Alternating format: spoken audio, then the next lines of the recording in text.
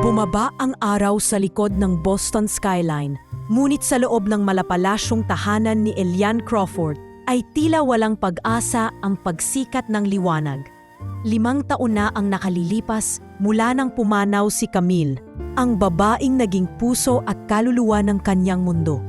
Simula noon, parang huminto ang orasan para kay Elian, sa kabila ng lahat ng kayamanang tinatamasa niya.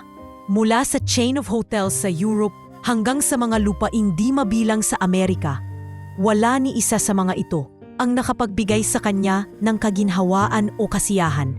Tuwing gabi, naupo siya sa lumang upuang yari sa kahoy na siya mismo ang nag-ukit, katapat ng fireplace kung saan nakasabit ang huling larawan nilang magkasama. Nakangidi si Camille roon. Hawak ang tasa ng kape, habang nakaupo sa isang maliit na karinderya na may rustic charm. Sa probinsya ng New York, isang simpleng araw iyon, isang memoryang hindi niya naisip na magiging kayamanang hindi mabibili ng tanumang halaga. Camille, mahina niyang bulong. Hawak ang larawan habang pinipigilan ng pag-agos ng luha. Bakit mo ako iniwan? Sa paglipas ng mga taon, naging tahimik na anino na lamang si Elian sa mundo ng negosyo.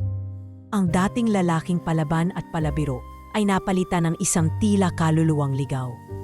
Ngunit isang gabi, habang binubuklat ang mga lumang journal ni Camille, natagpuan niya ang isang sulat tungkol sa isang proyektong binuo nito noong sila'y magkasama pa.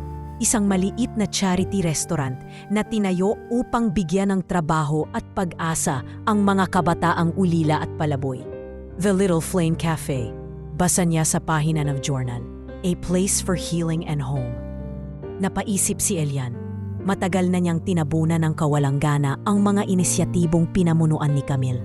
Ngunit sa kakaibang bugso ng damdamin, naramdaman niyang kailangang balikan ang mga bakas ng misyon nito. Kinontak niya ang matagal ng board ng Camille Foundation at agad na inayos ang pagdalo sa taunang gala dinner na gunaganap sa mismong restaurant.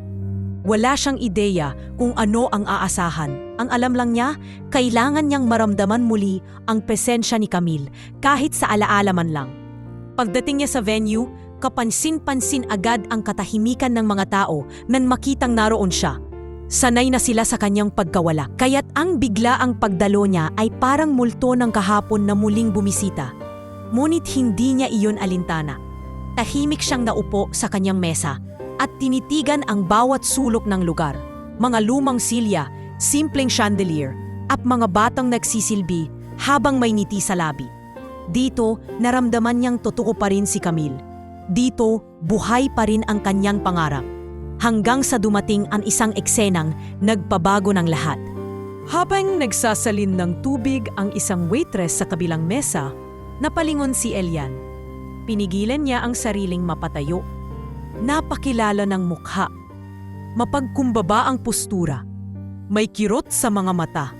Ngunit may taglay na liwanag sa ngiti. Kulot ang dulo ng kanyang buhok at ang bawat galaw ay tila hinugot sa nakaraan. Camille? Bulong niya. Halos hindi makapaniwala. Ngunit agad siyang natauhan. Imposible. Patay na si Camille. Hindi ito pwedeng siya iyon. Nagpatuloy ang gabi. Ngunit hindi na nakapakali si Elian. Lihim niyang sinundan ng tingin ang waitress. Sa tuwing nakangiti ito, sa tuwing tinutulungan ng bitbitin ang mabibigat na tray. Sa tuwing tumitingin sa paligid na parang may hinahanap na hindi niya rin mawari. Bawat kilos nito, bawat ekspresyon, ay tila salamin ng babaeng nawala sa kanya. Lumapit siya sa isang lumang kaibigan sa foundation, si Maureen, ang dating assistant ni Camille. Sino ang daladang iyon na nagsisilbi? Tanong niya habang tinuturo ang waitress. Si Serena, bago lang siya rito. Galing raw siya sa upstate. Mabait na bata, tahimik, walang pamilya. Hindi na muling nakapagsalita si Elian. Tumango lamang siya habang nanlalamig ang kanyang mga palad. Gusto niyang lapitan ang dalaga. Gusto niyang tanungin kung sino siya. Ngunit sa puso niya, may kakaibang kaba. Paano kung ito'y isang ilusyon lamang? Paano kung ang pagkakahawig ay isa lang laro ng tadhana? O baka Baka may mas malalim pang dahilan kung bakit parang bumalik si Camille sa anyo ng dalagang ito. Pag-uwi niya, hindi siya mapakali. Tinipigan niya muli ang lumang larawan, ang larawan ni Camille sa karinderya. Binalikan niya ang mga linyang sinulat ng kanyang asawa tungkol sa pagkakatawang tao ng pag-asa sa panibagong anyo. At sa unang pagkakataon sa matagal na panahon, muling tumibok ang kanyang puso. Hindi dahil sa pag-ibig, kundi dahil sa tanong na bumabagabag sa kanyang kaluluwa. Sino si Serena? At bakit siya tila hindi estranghero sa akin? At doon nagsimula ang hakbang ni Elian, hindi bilang milyonaryo, kundi bilang isang asawang nananabik sa katotohanan at isang pusong naniniwalang hindi pa tapos ang kwento ng isang pag-ibig na inakala niyang nilamon na ng panahon. Ang ulan ay bumuhos na parang galit na damdaming matagal ng kinikimkim ng langit. Sa loob ng maliit na diner, sa gilid ng highway sa upstate New York, tanging si Serena de los Reyes na lamang ang natira. Wala na ang mga customer, sarado na ang pinto, at ang tunog ng mop na sumasayad sa basang sahig ang nagsilbing musika sa kanyang magdamag. Nakasuot pa rin siya ng puting apron, may bahid ng mantika at ketchup. Tila walang kapaguran sa kanyang katawan kahit buong araw na siyang nagserbisyo. Mula sa labas ng diner, sa loob ng kanyang itim na sasakyan na may tinted windows, tahimik na nakaupo si Elian Crawford. Nakatitig, hindi sa pagnanasa, kundi sa isang halo ng takot, pagtataka, at damdaming hindi niya maipaliwanag. Hindi lang ito pagkakahawig, bulong niya sa sarili. Pinupunasan ang salaming unti-unting binabasa ng hamog. Sa bawat galaw ni Serena, bawat pagyuko at pagpahid ng basahan, para bang bumabalik sa kanya ang mga alaala ni Camille, ang kanyang yumaong asawa. Si Camille rin ay may ganoong tapang, yung tipong kahit pagod na, pipilitin pa ring ngumiti. Pipilitin pa ring bumangon para sa ibang tao. Ngunit may kakaiba kay Serena. May halong lungkot sa mata. Tila naghahanap ng kasagutan na matagal nang itinatago ng mundo. Sa loob, habang pinupunasan ng mesa, napatingin si Serena sa labas. Nakita niya ang isang sasakyang nakapark sa harap ng diner. Sa loob noon ay may aninong hindi niya matukoy. Bahagya siyang nagtaka, ngunit binalewala rin iyon. Malamang naghihintay lang ng ulan na huminto. Budong niya sa sarili, sabay balik sa paglilinis. Hindi niya alam na ang taong nasa loob ng kotse ay ang mismong dahilan kung bakit magiging magulo ang kanyang simpleng mundo sa mamasusunod na linggo. Si Serena de los Reyes ay isang dalagang Pilipina-Amerikana. Lumaki siya sa foster care simula't sa pool. Wala siyang alaala ng kanyang tunay na magulang, ni pangalan ng ina o ama. Walang nabanggit kailanman. Lahat ng nalalaman niya sa sarili ay galing lang sa mga papel na ginamit para ilipat-lipat siya sa iba't ibang foster homes habang lumalaki. Sa kabila nito, hindi siya naging mapagdamdam. Bagkus, pinili niyang maging ilaw sa mundong madilim. Naging ate siya ng mga batang kasama niya sa foster care. Tumulong sa mga gawain sa bahay. At kahit wala siyang sarili, sinikap niyang maging tahanan para sa iba. At ngayon, sa diner kung saan siya nagtatrabaho, siya ang pinagkakatiwalaang empleyado. "Serena, you didn't have to stay this late," sabi ng matandang may-ari ng diner, si Mr. Cobb, bago ito umalis kanina. "It's all right, sir. Ulan pa. Wala rin namang uuwian," sagot niyang may ngiting pilit pero magaan. Ilang minuto pa, tinapos ni Serena ang huling mesa at isinampay ang basang mop. Napaupo siya saglit sa dulo ng counter. Pinagmamasdan ang ulan na patuloy na bumabagsak sa li. "Bakit ba ganito palagi?" Mahina niyang sabi habang kinakausap ang sarili. "Laging may kulang, laging may hinahanap. Pero ano ba ang nawawala?" Sa labas, si Elian ay tila tinamaan ng tanong. Para bang sa mismong oras na iyon, pareho sila ng iniisip. Pareho silang may hinahanap, pareho silang nawawala. Kinabukasan, dumaan muli si Elian sa diner. Umupo siya sa isang sulok, sa parehong oras ng nakaraang gabi. Nang magsilbi si Serena sa kanya, tahimik lamang itong ngumiti. "Coffee, sir?" Tanong niya. Please, sagot ni Elian. Black. Habang tinatanggap ang tasa ng kape, sinulyapan niya ng bahagya ang dalaga. Hindi niya kayang tumitig ng diretso. Baka mabunyag ang lahat ng damdaming nais niyang itago. Mag-isa ka lang kahapon, sabi ni Elian. Hindi sinasadyang umamin. Nagulat si Serena. Po? I passed by last night. Mukhang pagod ka. Palusot niya agad. Tumawa si Serena ng bahagya. Ay oo, malakas ang ulan, pero ayos lang. Sanay na rin. Hindi na sumagot si Elian. Ngunit sa loob-loob niya, lalo lamang siyang nahulog sa misteryo ng pagkatao ni Serena. Kaya sa mga sumunod na araw, naging regular siyang customer. Laging sa parehong oras. Laging nakaupo sa parehong mesa. Hanggang isang araw, tinanong na siya ni Serena. Sir, curious lang po ako. Taga saan kayo? Ngumiti si Elian, pilit na tinatago ang totoong katauhan. Boston, may ilang negosyo lang sa area. At ikaw? Wala po. Lumaki sa foster care. Dito na rin po nagstay kasi kahit paano may trabaho at may katahimikan. Napatingin si Elian sa mata ng dalaga at doon niya muling nakita si Camille, ang parehong kuri ng kalungkutan na natutong ngumiti. At sa pusod ng kanyang dibdib, may boses na bumulong. Hindi ito pagkakatulad lang. May dahilan kung bakit kayo nagtagpo. Kaya't sa mga susunod na gabi, nagsimula siyang magtanong. Hindi kay Serena, kundi sa mga taong nakapaligid sa kanya. Mula sa manager ng diner, sa ilang matandang kapitbahay, at maging sa records ng mga lokal na orphanage. Tahimik, marahan at may halong kaba. Gusto niyang malaman kung sino si Serena, hindi dahil sa pagnanasa, kundi dahil sa pag-asang baka ang babaeng ito ang sagot sa tanong na 5 taon na niyang hindi kayang sagutin. May natira pa ba sa amin ni Camille sa mundong ito? At habang palalim ng palalim ang kanyang pag-usisa, mas lalo siyang nilamon ng tanong. Kung hindi siya si Camille, bakit ganito ang pakiramdam ko? At kung may koneksyon sila, handa ba akong malaman kung gaano ito kalalim?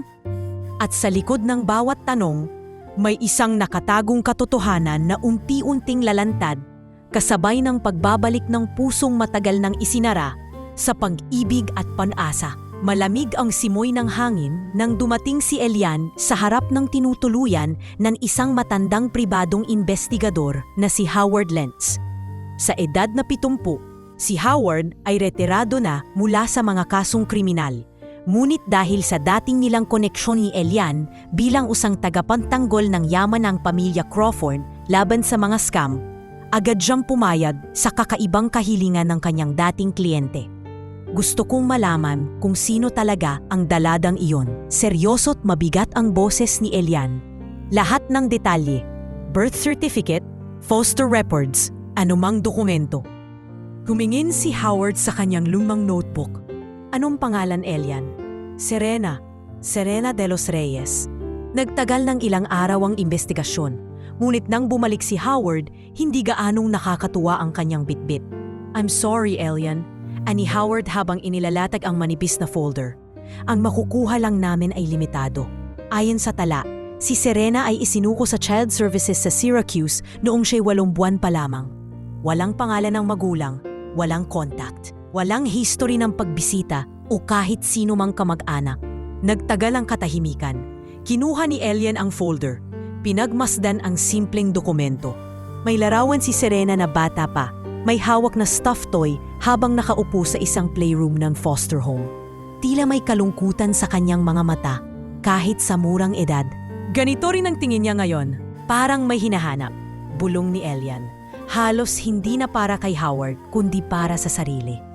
Sa kabila ng kawalan ng malinaw na sagot, hindi nagpatinag si Elian. Hindi niya kailangan ang lahat ng detalye. Gusto lang niyan malaman kung tama ang nararamdaman niya. Na may koneksyon silang dalawa, higit pa sa pagiging estranghero. Kaya't nagsimula siyang makipag-ugnayan kay Serena.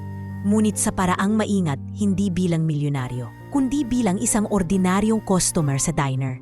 Good morning, mister! Tanong ni Serena isang araw habang naglalakad papunta sa kanyang mesa. Elian Bruce, sagot niyang may ngiti. Hindi niya ginamit ang tunay na apelyido. Hindi pa siya handa na malaman ni Serena kung sino siya talaga. Nakangiti si Serena, simpleng ngiti pero may init. Nice to meet you, Mr. Cruz. Usual order po? Mula noon, araw-araw na siyang bumalik sa diner. Palagi niyang ino-order ang parehong kape at omelet. At sa tuwing may pagkakataon, kinakausap niya si Serena. Hindi pilit, hindi makulit, banayad lamang. Sapat para masanay ang dalaga sa kanyang presensya. Alam mo, sabi ni Elian minsan, habang naghihintay ng kanyang order, kung may pagkakataon sana akong bumalik sa nakaraan. Gusto kong maging manunulat. Napakunot ang noo ni Serena, sabay ngiti. Akala ko po business tycoon kayo. Ang itsura nyo kasi parang may stock market sa bulsa. Tumawa si Elian, tunay at hindi pilit. Hindi naman, isa lang akong lalaking maraming pinagsisisihan sa buhay. E di isulat nyo na lang po yun, baka sakaling mawala ang bigat. Payo ni Serena, sabay abot ng kape. Nagulat si Elian sa simpleng linyang yon. Baka sakaling mawala ang bigat. Parang si Camille ang nagsalita. Noon pa man, ganito rin ang pananalita niya. Diretso, totoo, may tapang at pagmamalasakit. Araw-araw, habang tumatagal, hindi na lang siya basta customer sa mata ni Serena. Minsan ay kumakain silang magkatapat. Nagkukwentuhan ng mahaba habang wala pang rush hour. Ikinuwento ni Serena ang simpleng buhay niya sa diner. Ang mga panaginip niyang minsang makapagbakasyon sa Europe kahit isang linggo lang. At ang matagal na niyang hangarin, makilala ang tunay niyang pamilya. May pangarap ako dati, nung bata pa ako. Kwento ni Serena isang gabi habang pinupunasan ang mesa malapit kay Elian. Na kapag nag-18 ako, may dadating na babae sa diner. May hawak na litrato ko. Tapos sasabihin niya, "Anak, ako ang nanay mo." Parang sa pelikula lang. Pero ayun, 23 na ako, wala pa rin. Tahimik lang si Elian. Hindi niya alam kung paano pipigilan ang pagbagsak ng sariling damdamin. Gusto niyang yakapin ang dalaga. Sabihing may dahilan kung bakit hindi pa natutupad ang pangarap niyang iyon. Ngunit hindi pa panahon. Hindi pa ito ang tamang sandali. Sa bawat araw na lumilipas, lumalalim ang emosyonal na koneksyon nilang dalawa. May halakhakan, may mga sandaling natitigilan lang silang, parehong nakatitig sa labas ng bintana, habang pareho silang nagkakape. Tila may kasunduan ang katahimikan sa pagitan nila. Ngunit sa puso ni Elian, habang lumalalim ang ugnayan nila, mas lalong sumisikip ang dibdib niya. Sa bawat tawa ni Serena, naaalala niya si Camille.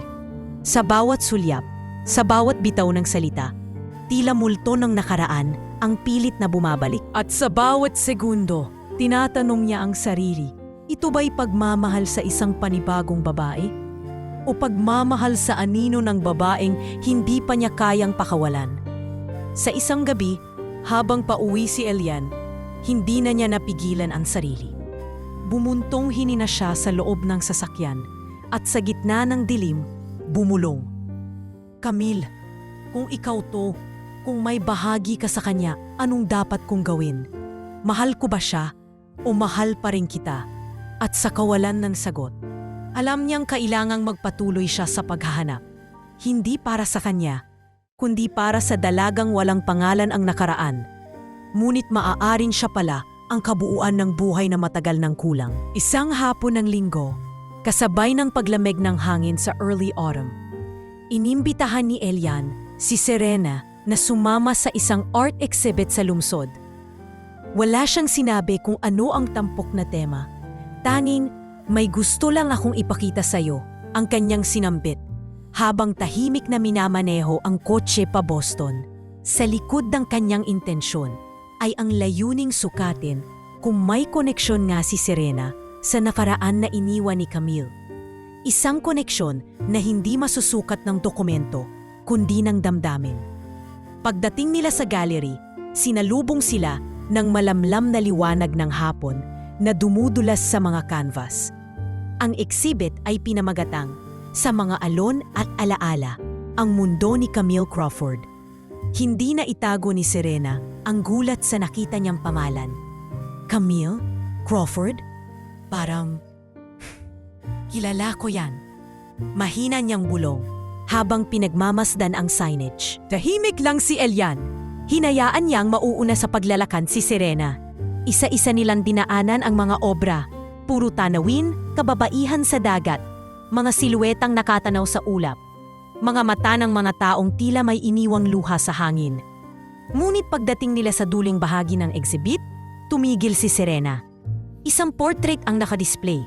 Isang oil painting ng isang babaeng nakaupo sa bato, hawak ang isang seashell, habang nakatanaw sa dagat. Malambot ang ekspresyon nito. Mahaba ang buhok. At ang mga mata ay tila salamin ng kaluluwang hindi matahimik. Dahan-dahang nilapitan ni Serena ang painting. Tila hinihila ng puwersang hindi niya maipaliwanag. Parang ako to. Sambit niya, halos pabulong. Pero hindi ako yan. O baka hindi ko lang alam. Huminga ng malalim si Elian. Siya si Camille. Asawa ko. Siya ang nagpinta ng karamihan sa mga nandito. Tumingin si Serena sa kanya. Parang may gustong itanong, pero hindi alam kung paano uumpisahan. Sa kabila ng pagkalito, mumiti lang siya at muling ibinaling ang tingin sa painting. Ang weird lang, Mr. Cruz. Sabay ngiti niya, pilit. Tuwing tinitingnan ko siya, parang may parte ng sarili ko na gustong sumigaw. Pero hindi ko alam kung bakit. Yang gabing iyon, matapos nilang kumalik sa diner para magpaalam kay Mr. Cobb, tumuloy si Serena sa kanyang maliit na apartment sa itaas ng lumang gusali. Simple lamang ang kanyang kwarto. Isang kama, lamesa at ilang second-hand na gamit. Ngunit sa gabing iyon, hindi siya nakatulog ng maayos.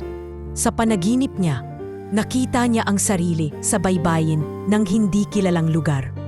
Nakasuot siya ng puting bestida, basa ang paa sa malamig na buhangin. Sa tabi niya, isang babaeng umiiyak. Hawak ang larawan ng isang lalaking hindi kita ang mukha. Paulit-ulit na naririnig ni Serena ang hikbi ng babae, ngunit sa tuwing lalapitan niya ito, nagiging alon at nawawala. At sa huling bahagi ng panaginip, bigla siyang sumisigaw. Sino ka ba? At sino ako? Nagising siya ng pawis na pawis, habul ang hininga. Hindi iyon ang unang beses. Mula nang makita niya ang painting ni Camille, nagsunod-sunod ang ganitong panaginip. Paulit-ulit, parang pilit siyang pinapabalik sa isang memoryang hindi kanya, pero para bang bahagi niya. Kinabukasan sa diner, naging tahimik si Serena. Napansin ito ng mga kasamahan niya. Oy! Mukhang hindi na siya makatingin sa lupa ah. Pa-rich na talaga. Bulong ng isa sa mga waitress habang sinisipat si Serena. Abay araw-araw sinusundo ng matanda. Tiyak yan, may sugar daddy na. Dagdag ng isa. Siguro may malaking balak yan. O baka naman, anak ng mayor. Sabay tawa ng isa pa. Narinig lahat ni Serena ang mga biro mula sa pantry habang naghuhugas siya ng tasa. Sa simula'y binaliwala niya. Ngunit habang tumatagal, unti-unti itong kumakain sa kanyang isip. Hindi niya hinihingi ang atensyon. Wala siyang intensyong gumawa ng ingay. At higit sa lahat, hindi niya kayang ipaliwanag ang dahilan kung bakit siya komportableng kasama si Elian. Oo, may pagkakaiba ng edad. Oo, mukhang mayaman ito at siya'y simpleng empleyado. Ngunit sa bawat saglit na magkasama sila, tila may bahagi ng kanyang pagkatao na mas lumilinaw. Hindi ang hinaharap, kundi ang nakaraan. Isang gabi, habang pauwi si Elian galing sa isang mahabang biyahe mula sa kanyang opisina sa Boston, nadaanan niya ang likod ng diner. Sa dilim, naaninag niya ang figura ni Serena na nakaupo sa isang crate, yakap ang sariling tuhod. Tahimik itong umiiyak, hindi malakas, kundi mahina pilit itinatago ang bawat hikbi. Lumapit siya, ngunit hindi muna nagsalita. Nang makalapit, narinig niya ang pag-uusap ni Serena sa sarili. Bakit ganito? Bakit para akong nawawala? Sino ba talaga ako? Bakit kahit anong pilit kong alalahanin, laging may kulang? Tahimik na naupo si Elian sa tabi niya. Hindi niya kailangan magsalita. Ang presensya pa lang niya ay sapat upang iparamdam na hindi nag-iisa si Serena. Ilang saglit pa, napatingin sa kanya ang dalaga. Namumuto ang mata. Pasensya na, Mr. Cruz. Hindi ko alam kung bakit ako ganito lately. Parang May gustong sumabog sa loob, pero di ko mahanap ang pinanggagalingan. Hinawakan ni Elian ang balikat niya. Serena, minsan ang tanong na sino ba talaga ako ay hindi nasasagot agad. Pero minsan ang mga sagot ay dumarating sa mga taong hindi natin inaasahan. Napatingin si Serena sa kanya. At sa unang pagkakataon, humilig siya sa balikat ng matanda. Walang halong mali siya. Isang sandaling puno ng sakit, tanong, at katahimikan. At sa gabing iyon, sa ilalim ng ilaw ng lumang street lamp at sa harap ng pintuan ng diner na kanina lang ay puno ng bulong-bulungan, dalawang kaluluwang nawawala ang unti-unting lumalapit sa gitna. Hindi bilang magkasintahan, kundi bilang dalawang taong sabay na hinahanap ang sarili nilang katotohanan. Makulimlim ang langit nang dumating si Elian sa dinner isang hapon. Hindi niya inaasahang magtatagpo ng panibagong piraso ng palaisipan tungkol kay Serena sa isang lugar na dati pinupuntahan lang niya para sa kape at katahimikan. Ngunit tulad ng bawat hakbang niya sa kahabaan ng kwentong ito, tila may kamay ang tadhana na dahan-dahang bumubuo ng larawan na akala niya'y matagal nang nabura. Sa kusina ng dinner, habang nagkakape si Elian, napansin niya ang isang matandang babae na abala sa pag-aayos ng mga platong kakalinis lang. May maamong mukha, may bahid ng edad sa kanyang balat. Ngunit may mabibilis at maingat na galaw sa kamay. Siya si Aling Remy, isa sa mga katulong sa dinner na bihirang lumabas sa dining area. Ngayon lamang siya nasilayan ni Elian ng malapitan. "Magandang hapon po!" Magalang nabati ni Elian. Tiningnan siya ni Aling Remy ng ilang segundo bago bahagyang yumuko. "Magandang hapon din po. Kayo po ba yung laging nandito tuwing 3:00? Ngumiti si Elian. "Ako nga, Elian ang pangalan. Kayo po?" "Remy, Remedios, pero Remy na lang. Matagal na po ako rito, simulat sa pool." Tahimik silang nagpalitan ng ilang salita, hanggang sa lumabas si Serena mula sa pantry upang kunin ang tray ng mga bagong luto. Nang makita siya ni Aling Remy, bigla itong napahinto. Nanigas ang mukha ng matanda at muntik pang mabitawan ang hawak na baso. "Elena!" Mahinang bulong ni Aling Remy. Nanlalaki ang mata. Napatingin si Serena. "Po?" Agad na limapit si Elian. "Aling Remy, okay lang po ba kayo?" Tumango ang matanda, pero hindi pa rin maalis ang titig niya kay Serena. "Pasensya na iho. Akala ko'y multo." "Ha?" Seryosong tanong ni Elian. "Anong ibig ninyong sabihin?" "Ang kamukha ng batang iyan, Diyos ko, parang binuhay si Camille," sabi ni Aling Remy habang hawak ang kanyang dibdib. Tila pinipigilan ang paninikip ng damdamin. Nagpalitan ng tingin sina Elian at Serena. Si Serena, litong-lito. Si Elian naman ay tila biglang napatigil ang mundo. Ang pangalan ni Camille muling binigkas, hindi mula sa kanya, kundi mula sa isang taong wala namang alam sa kanyang nakaraan. "Popo, sino po si Camille?" Tanong ni Serena. Nahihiyang nagtanong, ngunit di na mapigilan ang sarili. Hindi sumagot si Aling Remy agad. Ngunit sa huli, napabuntong hininga siya at naglakad palayo papasok sa kusina. Hawak ang isang lumang pendant sa kanyang bulsa. Pagbalik niya, iniabot niya ito kay Elian. "Ito po, sa isang mansyon sa Boston ako dati nagtrabaho, mga early 2000s. Naging kasambahay ako ni Camille Crawford. Mahal na mahal siya ng asawa niya. Mabait na babae, may puso sa kapwa. Pero may lungkot sa mata. Lagi siyang nasa likod ng mansyon, nakatanaw sa dagat." Napatingin si Elian sa pendant. Hindi niya kailanmang nakita ito noon. Ngunit ang disenyo nito, isang maliit na baby angel na may inisyal na S, ay tila may kakaibang pakiramdam sa kanya. Isang araw, sinabi niyang buntis siya. Pagpapatuloy ni Aling Remy, masaya siya pero takot din dahil sa kondisyon niya. Nang nanganak siya, wala akong narinig kundi iyak. Pero kinabukasan, sabi ng doktor, patay ang bata. Ni hindi man lang namin nakita. Basta na lang isinara ang usapan. Dahan-dahang pumintig ang puso ni Elian. "Wala kayong nakita? Ni bangkay?" "Wala. Wala rin kaming pinuntahang burol. Lahat parang tinabunan." Tila binagsakan si Elian ng langit at lupa. Matagal na niyang tinanggap ang pagkawala ng anak nila ni Camille. Ang sanggol na akala niya'y di na isinilang ng buhay. Ngunit na yung may bagong piraso ng katotohanan na nagbabadya, para bang may silakbo sa dibdib niya na naguudyok. Paano kung buhay ang bata? Paano kung si Serena iyon? Nang gabing iyon, matapos magpaalam si Serena, agad umalis si Elian at nagtungo sa Boston. Muli niyang binuksan ang lumang drawer ng yumaong asawa, mga lumang papel, journal at hospital records. Muli niyang binasa ang death certificate ng bata, isang simpleng papel na may tatak, ngunit walang pangalan, walang imahe, walang paliwanag.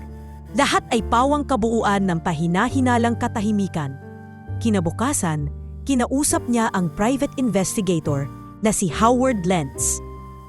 Ibinigay niya ang bagong detalye, pati ang koneksyon ni Aling Remy. Howard, gusto kong malaman kung ano talaga ang nangyari noong araw na iyon. Anong ospital, anong doktor, at kung may posibilidad na hindi namatay ang anak ko. Tumingin si Howard sa kanya, tahimik. You think Serena might be? Hindi ko sinasabing sigurado ako. Pero kung may kahit katiting na posibilidad, kailangan kong alamin. Simula noon, sinimulan muli ni Elian ang panibagong yugto ng paghahanap. Ngayon hindi na lang dahil sa pagkakahawig, kundi dahil sa piraso ng nakaraan na tila unti-unting bumabalik. At habang siya'y naghahanap, isang tanong ang paulit-ulit na pumapasok sa kanyang isipan.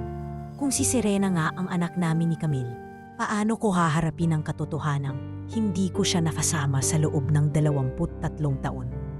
Umaga pa lang ay naroon na si Elian sa parking lot ng diner. Ngunit ngayong araw, wala sa kanyang isip ang karaniwang ritual na pag-order ng kapet omelette. Sa loob ng kanyang kotse, tinitigan niya ang maliit na ziplock na may laman na baso. Ang baso huling ginamit ni Serena kagabi. Inilagay niya ito sa isang sterile pouch, dahan-dahang isinara, at humugot ng malalim na hininga. Pasensya ka na, Serena. Mahinang bulong niya. Kung ito lang ang tanging paraan para makumpirma ang katotohanan, gagawin ko. Agad siyang tumungo sa ospital sa Boston. Doon mismo sa lugar kung saan nanganak si Camille, mahigit 20 taon na ang nakararaan. Bagamat matagal nang sarado ang maternity wing, napanatili ng ospital ang ilang record para sa legal na dokumentasyon. Dahil sa koneksyon ni Elian at sa diskretong tulong ni Howard, nakakuha sila ng access sa lumang DNA file ng yumaong Camille, pati na rin ng naitala umanong DNA sample ng sanggol na sinasabing namatay noong araw na iyon. Nang ibinigay ni Elian ang sample, hindi niya inakalang mangangatal pa rin ang kamay niya sa edad niyan iyon. Ramdam niya ang malamig na pawis sa kanyang batok at ang bawat hakbang ay tila mabigat na paglalakad sa gilid ng isang bangin. Sa kabila ng lahat, hindi pa rin siya handa sa maaaring sagot. Lumipas ang 3 araw.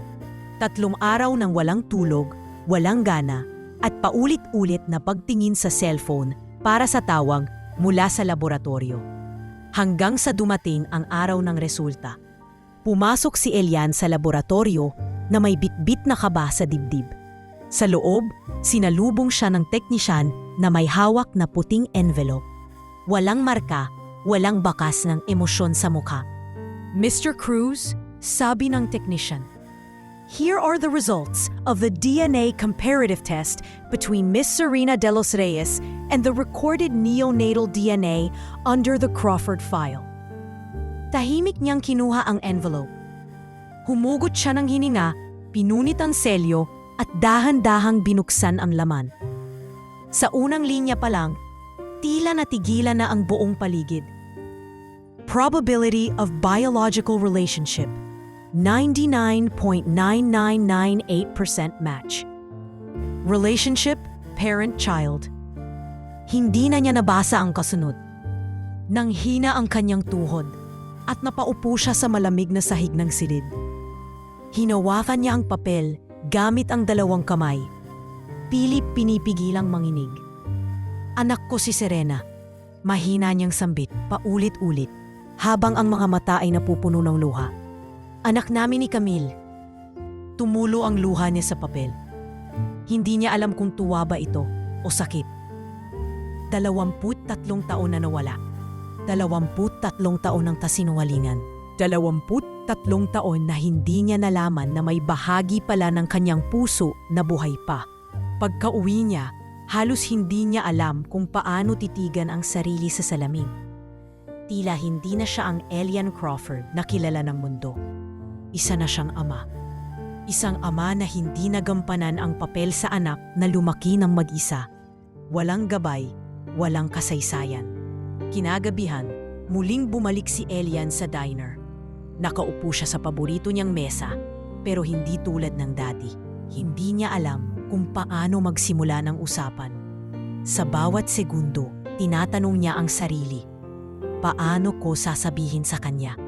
Lumapit si Serena, bit-bit ang kape. Ang tahimik niyo ngayon, Mr. Cruz. May sakit po ba kayo? Pabirong tanong nito. Napatingin si Elian sa mga mata ng dalaga. Hindi niya maipaliwanag kung paanong sa loob ng mga matang iyon ay nakita niya ang parehong mga mata ni Camille.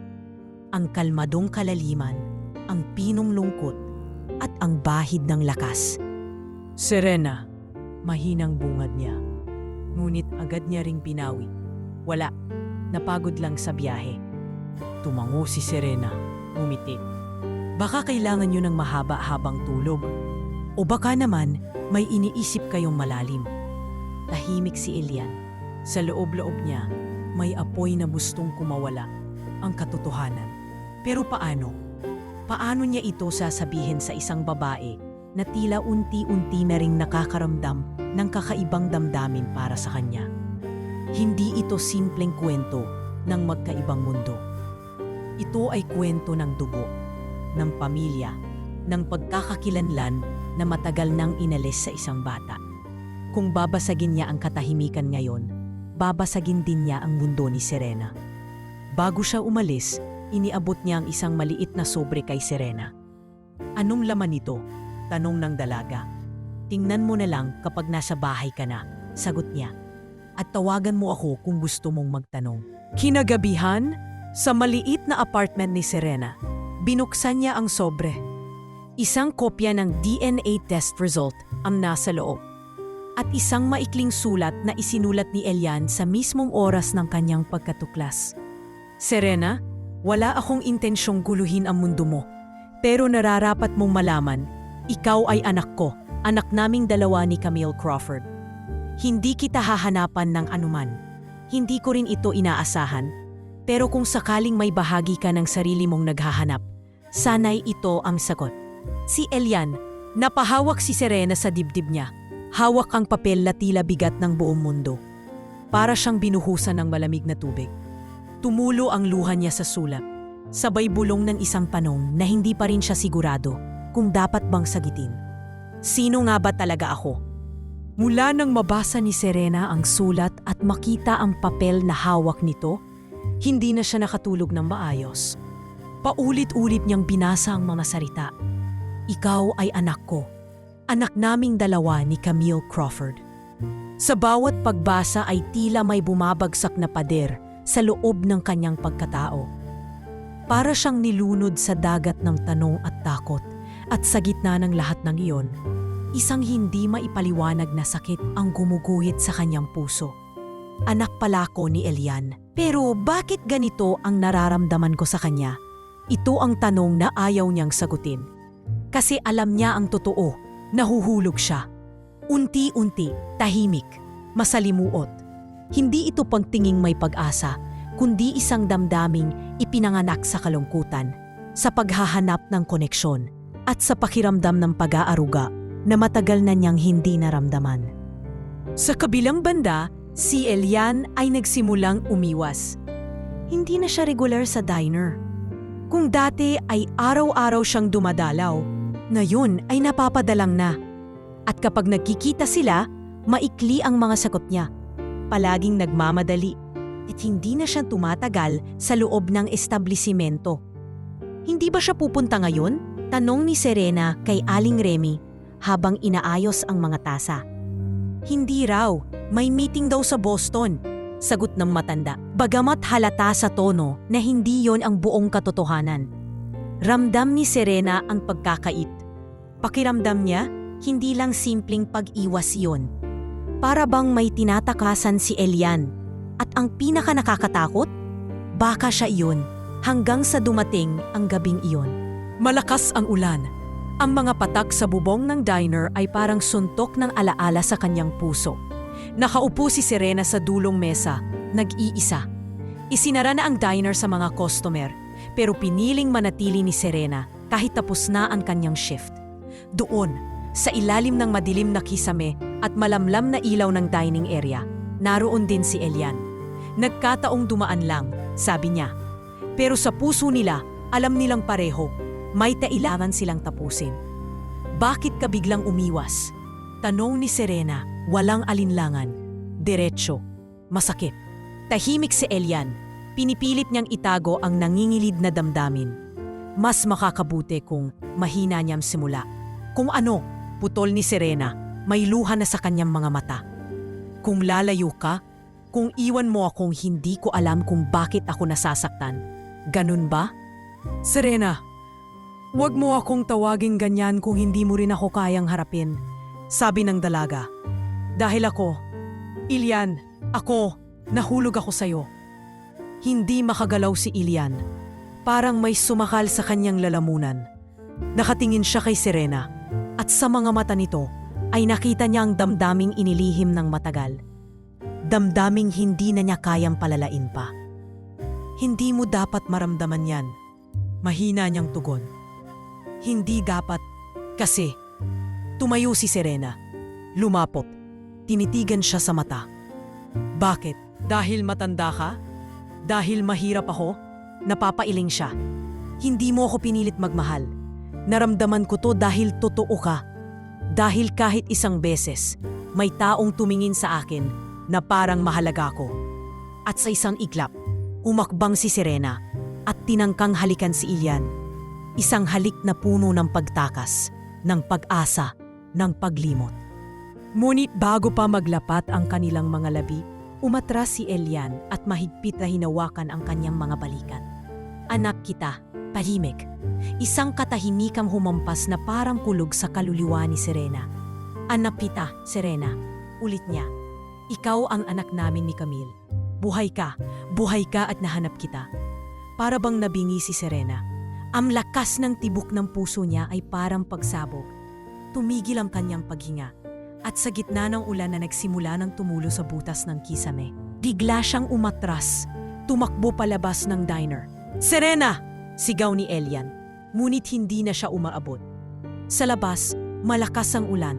Naglalakad si Serena sa gitna ng daan. Hindi alintana ang lamig, ang putik, ang dilim. Ang ulan ay humahalo sa kanyang luha. Ang mundo ay parang umiikot, habang ang utak niya ay hindi makabuo ng malinaw na kaisipan. Paano nangyari to? Anak pala ako, at ang lalaking muntik ko nang mahalin, ama ko pala. Isang kotse ang pumreno malapit sa kanya. Isang matandang babae ang tumawag, ngunit hindi siya narinig ni Serena. Pumikit siya, isang hakbang pa, at dumilim ang lahat. Nang makarating si Elian, nakita niya ang katawan ni Serena na nakalupasay sa putikan, walang malay. Halos mawalan siya ng ulirat sa takot. Serena! Sigaw niya. Agad siyang lumuhod at niyakap ang malamig nitong katawan. Tulong! Tulong! Ambulansya! Dali! Sa ospital, habang hinihintay niya ang resulta ng pagsusuri, hindi mapigilan ni Elian ang kanyang luha. Nakaupo siya sa isang sulok, hawak ang basang sweater ni Serena, habang paulit-ulit niyang binubulong. Huwag kang mawala, anak! Hindi pa kita kayang mawala ulit. Hindi pa ngayon. At sa bawat pintig ng kanyang puso, isa lang ang alam niya. Ang babaeng akala niyang simbolo ng kanyang nakaraan, ngayon ay kinakatawan na ng kanyang kinabukasan. At sa mga susunod na araw, ito ang magiging tanong na hahanapan niya ng kasagutan. Paano babawiin ang 23 taon bago patuluyang mawala ang pagkakataon? Sa silid ng ospital kung saan naamoy pa ang amoy ng alkohol at matalumang disinfectant, tahimik na nakahiga si Serena. Nakadikit pa rin sa kanyang daliri ang pulse oximeter at ang puting bedsheet ay tila hindi sapat upang tabunan ang bigat ng emosyon sa kanyang dibdib. Nakaupo sa gilid ng silid si Elian. Hindi mapakali. Tahimik lamang na nakatitig sa mga tubot. Monitor na nakakabit sa anak niya. Anak, isang salitang ngayon niya palang lubos na nararamdaman. Pero si Serena, hindi siya makatingin sa kanya. Bawat beses na nagtangka si Elian na magsalita, pilit siyang iniiwasan ni Serena. Kapag siya'y lumalapit, ang dalaga ay tahimik na tumitingin sa dingding o pinipikit ang mga mata. Umaasang sa panahong iyon ay magigising na lang siya sa isang panaginip. Serena, mahinang bulong ni Elian, bakas ang panginginig sa boses. Alam kong ang lahat ay parang dagok, pero nandito ako, hindi lang bilang isang estrangherong nakikialam, kundi bilang ama mo. Hindi sumagot si Serena. Ngunit sa ilalim ng kumot, mahigpit ang pagkakahawak niya sa palad niya. Pilit inaawat ang pagsabog ng emosyon. Litong-lito siya. Ilang linggo lang ang nakararaan. Iniisip niyang may pag-asang umusbong ang isang damdaming pinipilit niyang huwag pamalanan. Damdamin ngayon ay kailan may hindi pwedeng pagtuunan. At ngayon, sa pagitan nila ay isang katotohanang hindi niya maikakaila. Paano mo mamahalin ang taong lumalabas pala ay sarili mong ama? Habang nakababad sa katahimikan ang silid, bumukas ang pinto at pumasok si Aling Remy. Dahan-dahan siyang lumapit, dala-dala ang isang lumang envelope. Ay naku anak, ani ng matanda habang nauupo sa gilid ni Serena. Alam kong gulo ang mundo mo ngayon. Pero dapat mong malaman ang buong kwento, lalo na kung paano ka nawalay sa tunay mong pamilya. Napatingin si Serena, mahina ngunit may halong pag-asa. Si Elian ay lumingon din at tumango. Panahon na para malaman ang lahat. Ilang buwan bago manganak ang nanay mong si Camille, narinig ko siyang umiiyak sa bintana. Takot siya pero masaya. Sa ospital kung saan siya dinala, may mga taong pinaghihinalaan kong hindi tama ang motibo. Isa sa mga nurse, si Nurse Celia, ay hindi kilala ng karamihan sa staff, pero laging nakapaligid sa delivery room. Simula ni Aling Remy. Pagkapanganak ni Camille, narinig ko ang iyak mo. Malakas, buhay na buhay ka. Pero makalipas lang ang 2 oras, sinabi ng mga doktor, wala ka raw. Namatay ka raw agad. Pero wala ni isang katawan, wala ni isang paliwanag. Nagkatinginan sina Serena at Elian. Si Serena ay bahagyang umupo, habang si Elian ay nakalapit na muli sa kama. Nakita ko si Nurse Celia sa parking lot ilang araw matapos ang insidente. May dalang basket, parang may bata. Sumakay ng itim na van na walang plaka. Hindi ko na siya nakita ulit. Noon ko naramdaman na may mali. Pero wala akong lakas ng loob magsalita. Takot ako sa posisyon ng pamilya ninyo noon at sa mga taong hawak nila. Napatitig si Serena sa envelope. Laman yan, dagdag ni Aling Remy, ay mga lumang resibo, shift records at pangalan ng mga tauhang kasama sa araw ng kapanganakan mo. Itinago ko yan hindi para sa sarili ko, kundi para sa araw na kailanganin ito. Pagkatapos ng kwentong iyon, tumayo si Elian. Sa kanyang muka ay hindi nagalit ang nangingibabaw, kundi determinasyon. Hindi ito matatapos dito. Hindi ko hahayaang manatiling lihim ang kasalanan ng mga taong pumatay sa pagkataho ng anak ko. Ihahabla ko ang ospital. Sisirain ko ang foundation na ginamit nilang pantakip sa mga kababuyan nila. At ang mga dating kasosyo ng asawa ko, sisiguraduhin kong vanagot silang lahat. Tumingin si Serena sa kanya. Sa wakas ay nagtagpo ang kanilang mga mata. Hindi niya alam kung paano siya dapat mag-react. Gusto niyang magalit, gusto niyang umiyak, gusto niyang tumakbo ulit. Pero sa gitna ng lahat ng ito, alam niya rin na ang taong nasa harap niya, bagamat kasangkot sa kanyang kalituhan, ay siya ring tanging taong may lakas ng loob na panagutin ang mundo para sa kanya. Lumipas ang mga araw. Sinimulan ni Elian ang legal na proseso. Nakipaghugnayan siya sa mga abogading dati kasama sa board ng Camille Foundation. Ngayon ay tutulong upang buksan muli ang kaso ng human trafficking sa loob ng ospital. Laman ng mga balita, ang muling pagbubukas ng usapin. at unti-unting lumalabas ang mga pangalan. Mga doktor, administrator at ilang politiko na dating taga-suporta ng ospital. Samantala, si Serena ay nagsimulang magsaliksik. Binasa niya ang lahat ng dokumentong ibinigay ni Aling Remy. Nagbasa ng mga article tungkol sa foundation at bumalik sa mga orphanage kung saan siya lumaki. Sa bawat pahina ng papel at bawat alaala ng kahapon, dahan-dahan niyang binubuo ang puzzle ng kanyang pagkatao. Pero kahit pa unti-unti nang malinaw sa kanya ang nakaraan, hindi pa rin niya kayang tanggapin ang lahat. Isang gabi, habang nasa veranda ng ospital, nakaupo si Serena at pinagmamasdan ang buwan. Dumating si Elian, bitbit ang 2 tasa ng kape. Tahimik siyang umupo sa tabi ng anak niya. Hindi ko na itatanong kung okay ka lang, sabi ni Elian, sabay abot ng tasa.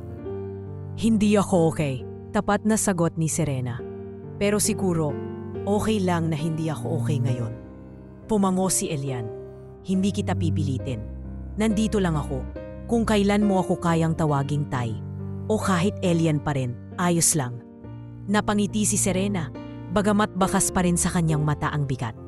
Alam mo, hindi ko alam kung kailan darating yung araw na iyon. Pero ang alam ko, hindi mo na ako iiwan. Hinding-hindi, sagot ni Elian, hindi na. Sa ilalim ng malamlam na ilaw ng buwan at amoy ng umuusok na kape, nagsimula ang bagong yugto ng kanilang pagkilala.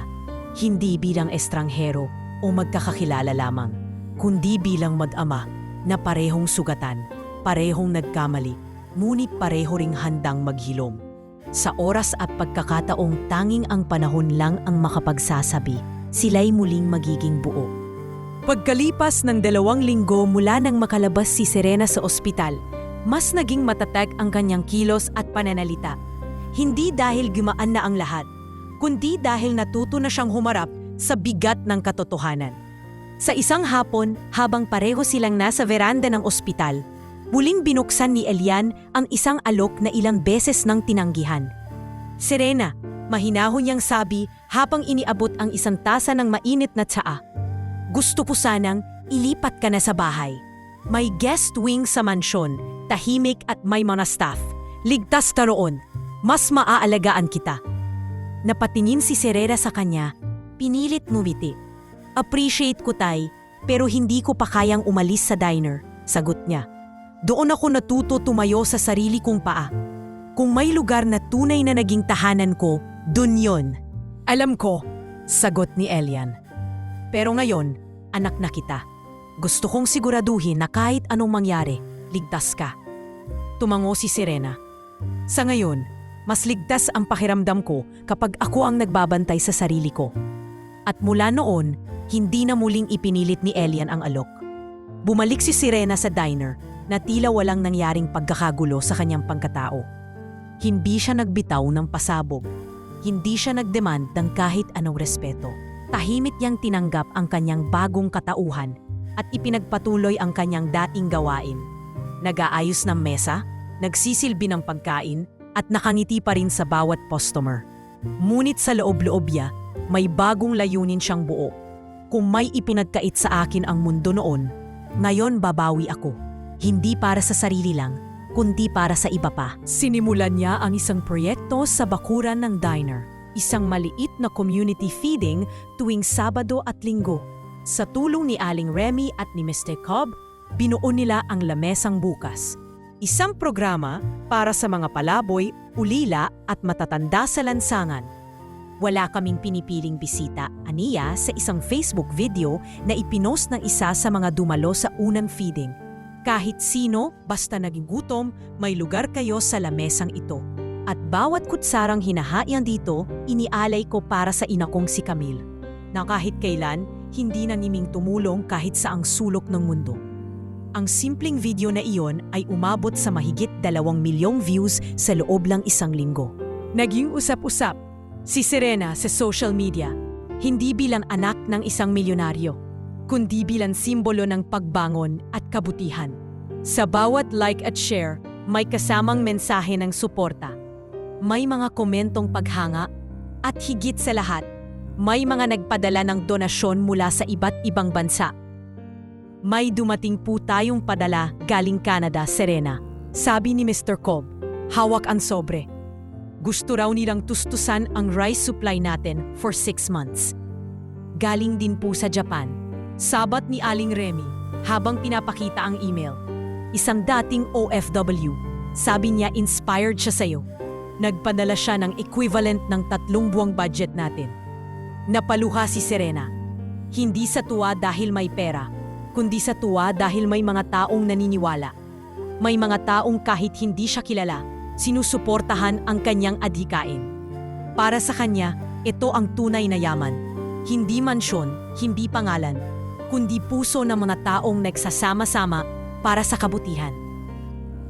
Ngunit sa kabila ng liwanag na iyon, hindi nawawala ang mga aninong minsan siyang pinagdudahan.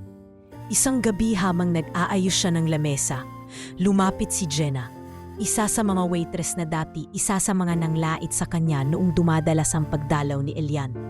Serena, mahina ang boses nito, halos pabulong. Gusto kong humingi ng tawad.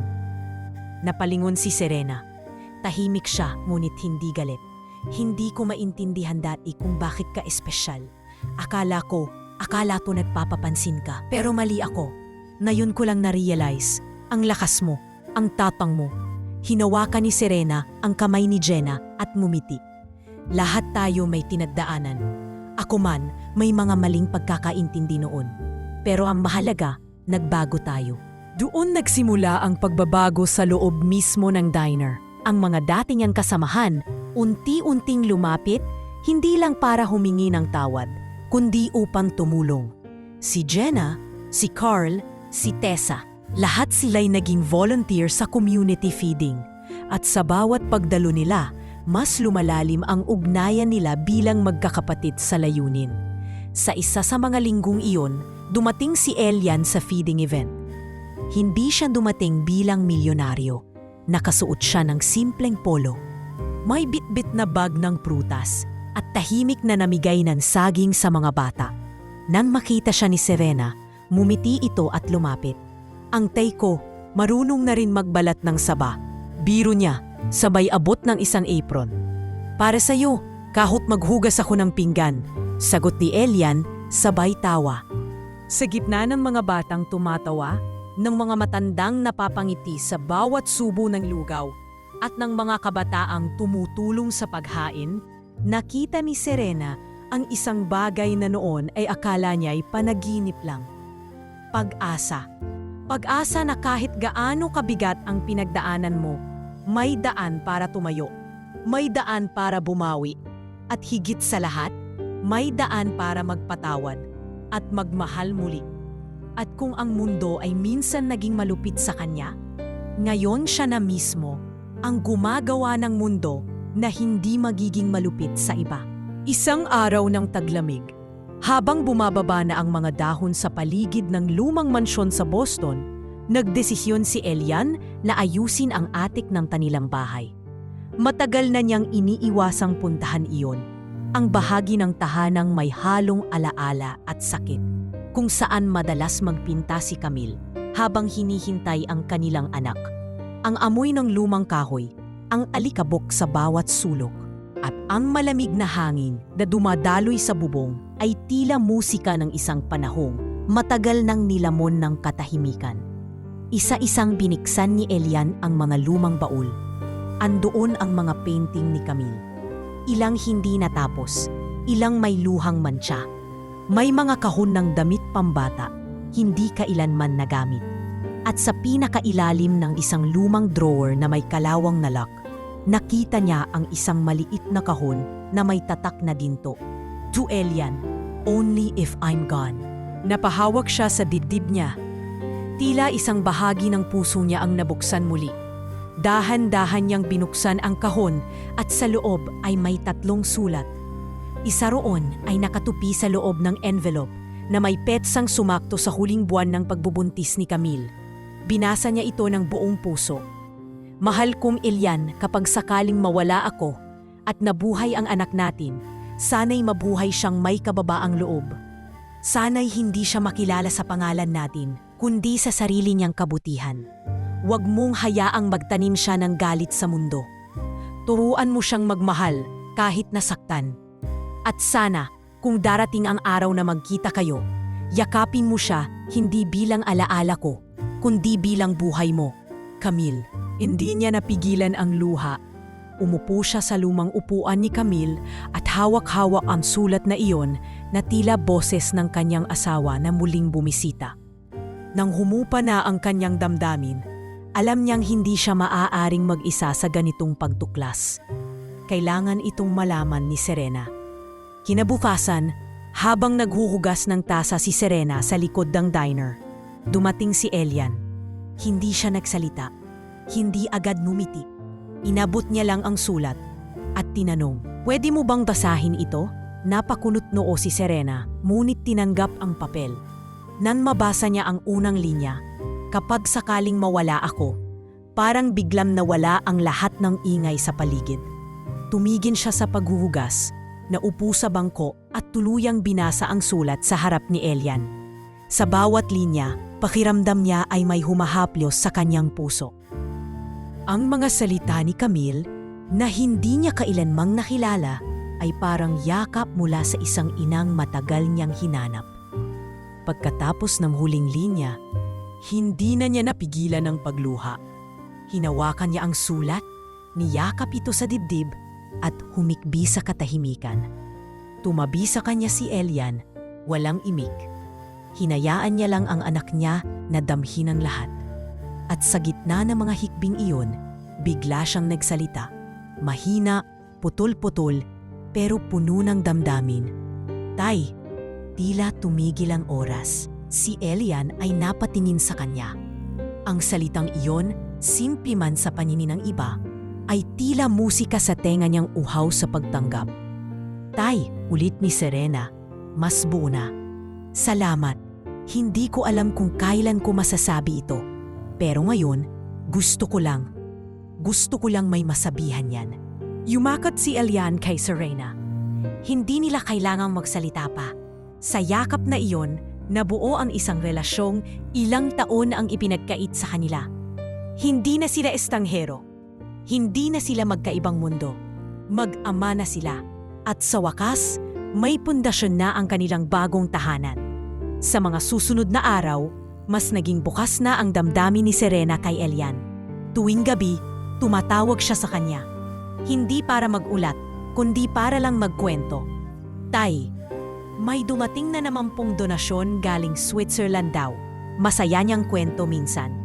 "Uy aba, pa-invite ka naman sa susunod mong feeding," sagot ni Elian sabay tawa. "Gusto ko ng lugaw mo." "Hindi ako nagluluto, tay." "Alam ko, pero iba ang lasa ng lugaw pag ikaw ang naglalagay sa mangkok." At minsan, sa kalagitnaan ng mga mas simpleng usapan, "Tay, okay lang ba na minsan gusto ko lang umiyak? Kahit wala naman akong problema. Parang may bigat pa rin eh." "Anak, kahit kailan, karapatan mong umiyak. At habang andito ako, hindi ka naiiyak mag-isa." Mula sa isang magulong simula, sa unti-unting paghahanap, at sa dulo ng isang lihim na mahirap tanggapin, nagsilang ng isang bagong ugnayan ang mamasugatang puso. Ugnayang hindi perpekto, pero totoo. Sa bawat gabing magkayakap silang hindi magkausap. Sa bawat tawag na puno ng simpleng kwento ng buhay. At sa bawat pagbanggit ni Serena ng salitang tay. Alam ni Elian na sa kabila ng pagkakahiwalay nila noon, hindi pa huli ang lahat upang bumuo ng isang pamilyang hindi batay sa pangalan, kayamanan o kapangyarihan, kundi batay sa pag-unawa, pagpapahumanhin at pagmamahalan. At sa lumang atik kung saan natagpuan ang sulat, muling tumindig si Elian isang gabi. Tiningnan niya ang mga painting ni Camille at bumulong sa hangin. "Nahanap ko na siya, Camille, at mabubuhay siya ng may kababaang loob, gaya ng hiling mo. Salamat sa gabay." 1 taon makalipas ang emosyonal na pagkilala ni Serena kay Elian bilang kanyang ama. Tila isang panibagong kabanata na ang nabubuo. Hindi para burahin ang mapait na nakaraan, kundi upang isulat ang mas makulay, makahulugan at makataong hinaharap. Sa gitna ng isang umagang puno ng sikat ng araw, formal nang binuksan ang Camille's Table, isang hybrid restaurant at rescue center na isinilang mula sa parehong sakit at pag-asa.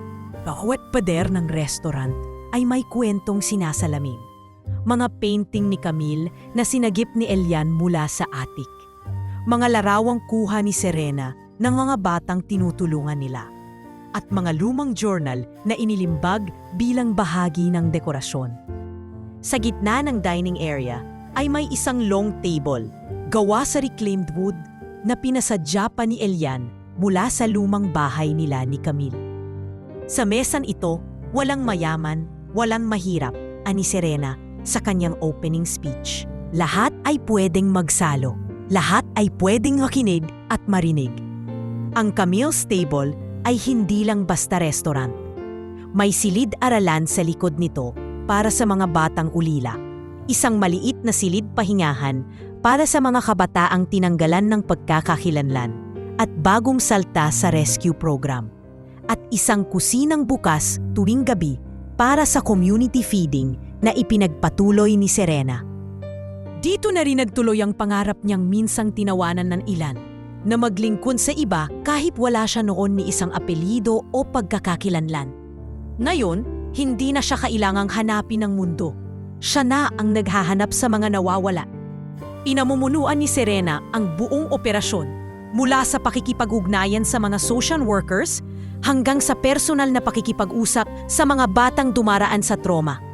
Samantalang si Elian, bagamat malayo na sa spotlight, ay tahimik na nakabantay sa likuran. Nag-aasikaso ng legal at financial na bahagi ng kanilang advokasya. Hindi na niya kailangan pang magpakilala bilang negosyanteng makapangyarihan.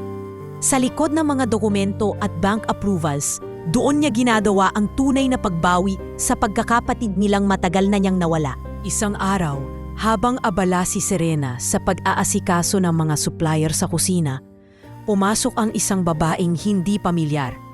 Payat, mahina ang tintig, ngunit may hawak na envelope sa kanyang dibdib na para bang doon nakasalalay ang lahat ng pag-asa niya. Lumapit siya sa front desk at hiniling na makausap si Serena. Nang ilapit ng volunteer ang babae, tahimik itong tumayo sa harap ni Serena at hindi agad nagsalita. Tiningnan lang siya, mula ulo hanggang paa, at sa huli, nanginginig ang boses na nagsalita. Ikaw si Serena, di ba? Po, sagot ni Serena, bahagyang naguguluhan. Ang babae ay dahan-dahang biniksan ang envelope at inilabas ang isang lumang larawan. Isang litrato ng batang babae na nasa harap ng sirang bahay. Hawak ang isang stuffed bear. Bata pa sa larawan ang batang iyon, mga 3 o 4 na taon lamang. Ngunit malinaw ang kapansing-pansing mata. Mga matang alam ni Serena kung kanino niya nakuha. Ako si Alma, ani ng babae, humihikbi na. Ako ang nanay mo. Napaupo si Serena. Parang biglang bumigat ang hangin sa paligid. Pinitigan niya ang litrato, pagkatapos ang babae. At muli, sa gitna ng kanyang dibdib, may tunog ng tanong. Paano kung totoo ito? Paano kung hindi lang isa, kundi 2 ang piraso ng kanyang nakaraan na nagsusumiksik pabalik? Paano niyo po ako nahanap? Mahinang tanong niya. Matagal ko nang hinahanap ang anak kong kinuha sa akin. Pinilit akong pumirma noon sa isang papel na hindi ko maintindihan. Wala akong kapangyarihan, wala akong pera. Akala ko, wala ka na. Hanggang sa isang araw, nakita ko ang video mo online. Ang mata mo, Serena, ang mata mo ay mata ng anak ko. Hindi nagsalita si Serena. Tumayo siya, lumabas saglit, at tinawagan si Elian. Ilang minuto pa'y dumating ito. Bitbit ang isang maliit na DNA test kit. Isang bagay na mula nang malaman ang tunay na pagkatao ni Serena ay laging nasa kanyang sasakyan. Inayos nila ang test sa loob ng araw na iyon.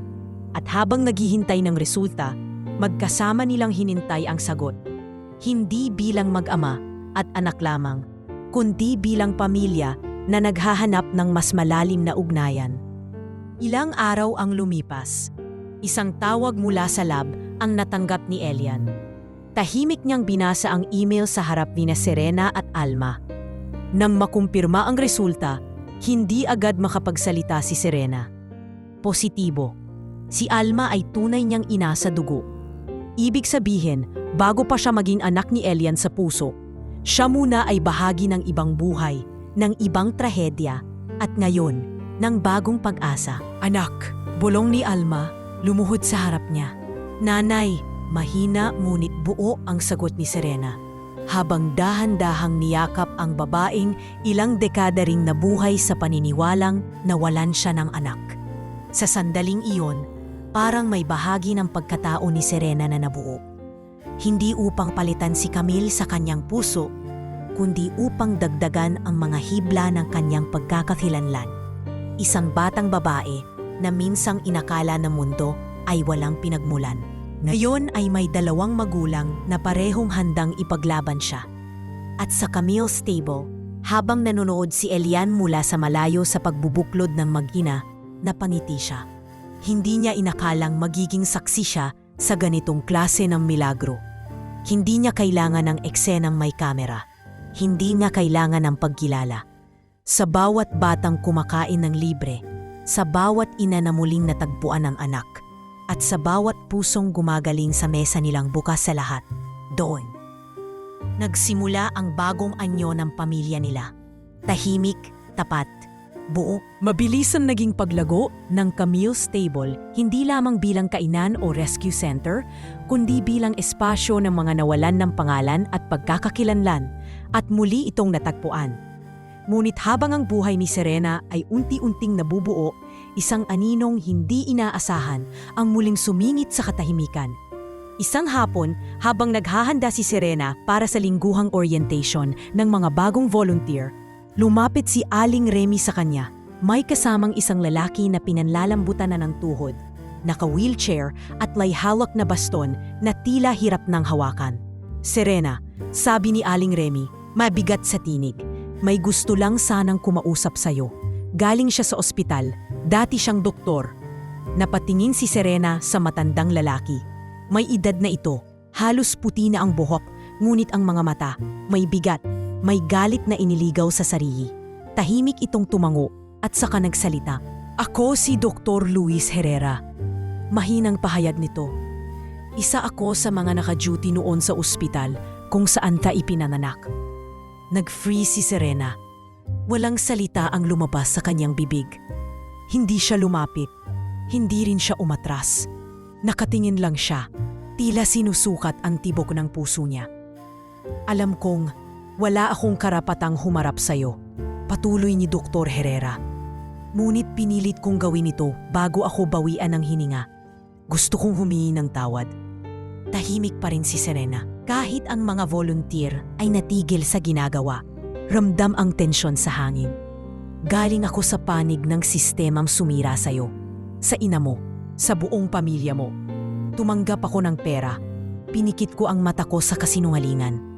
At sa bawat taon na lumipas, dinadala ko ang bigat ng ginawa ko. Hindi ko kayang burahin ang lahat. Pero kung may isang bagay na maaari kong iwan bago ako mawala, sana ito ay ang katotohanang nagsisisi ako. Kumuha siya ng isang lumang larawan mula sa loob ng kanyang coat. Isa itong baby picture. Ito ang anak kong babae. 1 taon pa lang siya nang mawala sa akin. Tinarget ng parehong sindikatong nagkahiwalay sa inyo ng ina mo. Hindi ko na siya muling nakita. Nang giningan ang kamay ng matanda, ang boses niya ay paos, waring nilalamon ng damdamin. Ibinenta rin siya gaya mo. Doon parang tinanggalan ng hangin si Serena.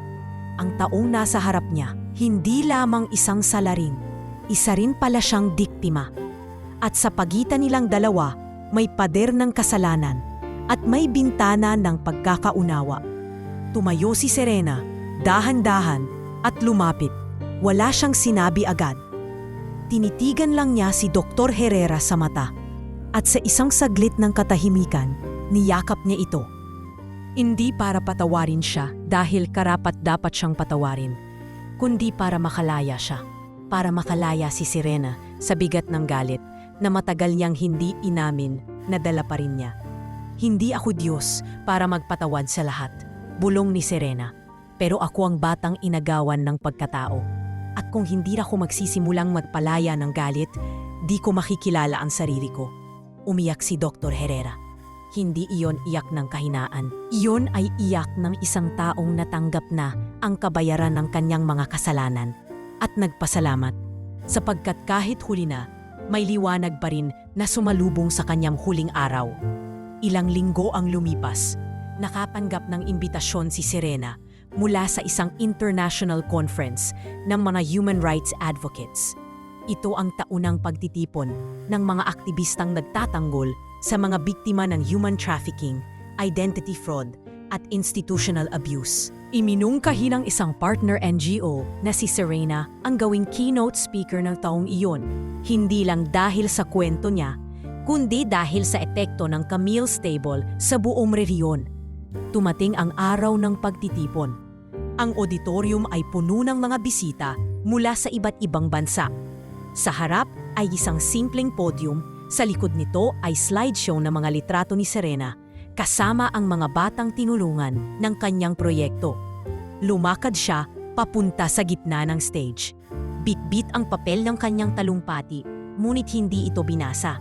Hindi ko kailangan ng script, bungad niya. Dahil ang istorya ko ay hindi script. Ito ay katotohanan.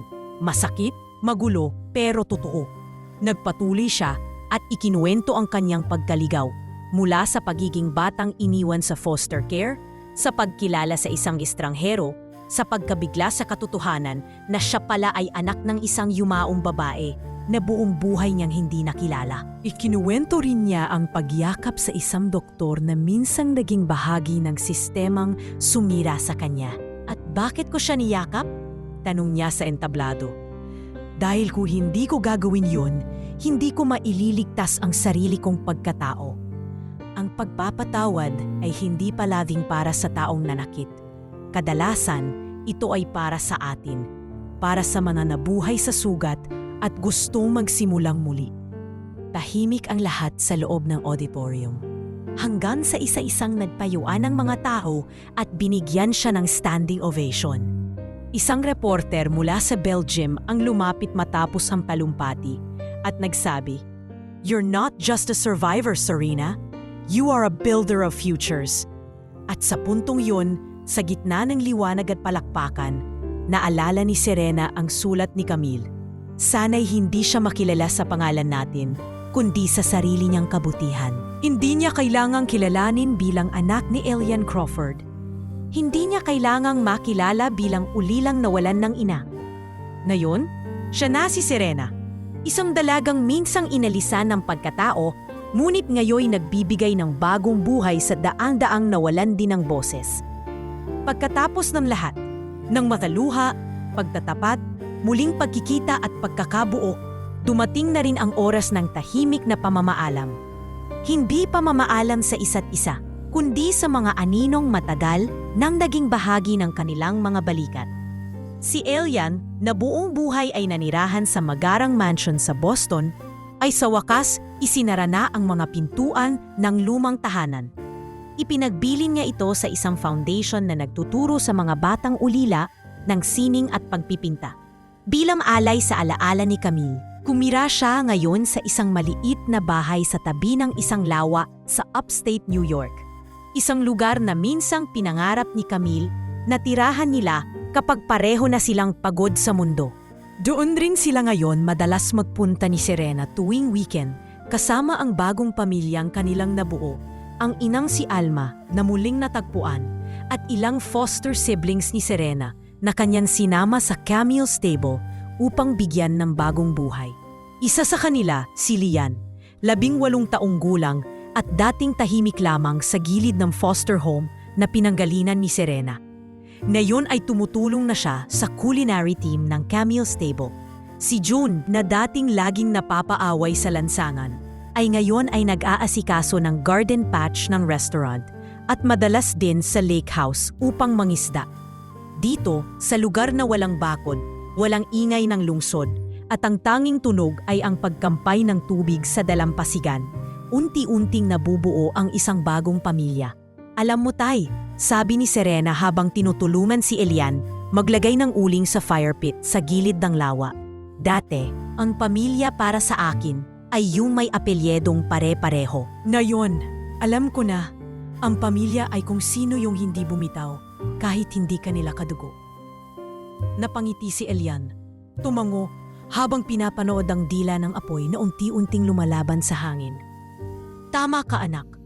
At minsan, yung mga pamilyang ganyan, sila pa yung pinakamatibay. Minsan iniisip ko, Tay, napalingon si Serena sa lawa. Paano kung hindi mo ako sinundan sa diner noong gabing yon? Hindi ko rin alam, sagot ni Elian. Pero sa totoo lang, kahit ilang beses kong pag-isipan, alam ko lang ang isa. Kung hindi ko ginawa yon, hindi ko mabubuhay ang bahagi ng sarili kong matagal ng patay. Tahimik silang naglakad papunta sa gilid ng cherry blossom tree sa likod ng bahay, kung saan nakalagay ang isang lumang larawan ni Camille, naka-frame sa ilalim ng salamin at may maliit na tala sa ilalim. Ang babaeng nagturo sa akin kung paano magmahal. Miss ko siya, bulong ni Serena. Miss ko rin, sagot ni Elian. Pero naniniwala ako, narito lang siya. Sa hangin, sa mga bulaklak, sa'yo. Kinabukasan, maagang nagising si Serena. Habang tahimik ang paligid at nagsisimula pa lang maglaro ang liwanag sa tubig ng lawa, umupo siya sa maliit na writing desk sa veranda ng lake house. Nasa harap niya ang isang lumang typewriter, isang regalo ni Elian na dating gamit ni Camille. Sa isang malinis na pahina ng papel, sinimulan niyang isulat ang kwento na ilang ulit na ring hiniling sa kanya ng mga kaibigan, bisita ng Camille stable, at mga batang natutulungan niya. Ngunit ngayong handa na siya, gusto niyang ito'y mas maging personal, hindi bilang advocate, hindi bilang direktor ng isang foundation, kundi bilang isang anak. Sa unang pahina ay sinulat niya ang pamagat, "The waitress my father followed." At sinimulan niya ang kunang linya. Hindi ko inakala na ang lalaking palaging umuupo sa parehong mesa araw-araw ay ang lalaking magbibigay ng pangalan sa pagkataong matagal ko nang akalay wala. Habang patuloy siyang nagtatype, dumating si Elian, tahimik na humigop ng kape sa isang mug habang nakaupo sa duyan na gawa sa makapal na lubid. Pinapanood niya ang anak niya, hindi bilang ang batang nawala sa kanya, kundi bilang babaeng naging sagisag ng lakas, kapayapaan, at muling pagbangon. "Pwede ko bang makita?" tanong niya habang lumapit at sumilip sa typewriter. Mumiti si Serena. "Kailangan kong tapusin muna ang chapter 1. Baka umiyak ka agad." "Baka nga," natatawang sagot ni Elian. "Pero okay lang. Iyak ako pero proud." Tumango si Serena at itinuloy ang pagsusulat. Habang lumalalim ang araw, ang kamera ng mundo ay tila unti-unting umaatras, tahimik, dahan-dahan, habang sa hardin ay sumasayaw ang mga bulaklak ng cherry blossom. Sa ilalim ng punong iyon ay nakapahinga ang larawan ni Camille. May nakasabit na wind chime sa isang sanga, tumutunog sa bawat pagdampi ng hangin. Sa tunog na iyon, tila may mensaheng bumubulong, hindi ng pamamaalam, kundi ng pasasalamat. Ang eksena ay tahimik na lumalayo, at sa huling sandali, bago tuluyang mawala ang tanawin, maririnig ang boses ni Serena sa kanyang isinusulat. "Hindi kami nabigyan ng pagkakataong lumaki bilang isang buong pamilya. Pero sa bawat piraso ng alaala, sa bawat pusong sugatan na natutong magmahal muli, doon namin nabuo ang tahanang hindi man perpekto, pero totoo. At sa tahanang iyon, nandoon si Camille, si Tay, ako, at ang lahat ng naniwalang ang kabutihan ay mas malakas pa rin kaysa sa sakit. At sa katahimikan, sa pagitan ng paghina ng kalikasan at pagtibok ng puso, tuluyan nang nagsara ang kwento. Hindi bilang pagtatapos, kundi bilang simula ng buhay na puno ng bagong pag-ibig, ng pamilya, at ng pag-asa."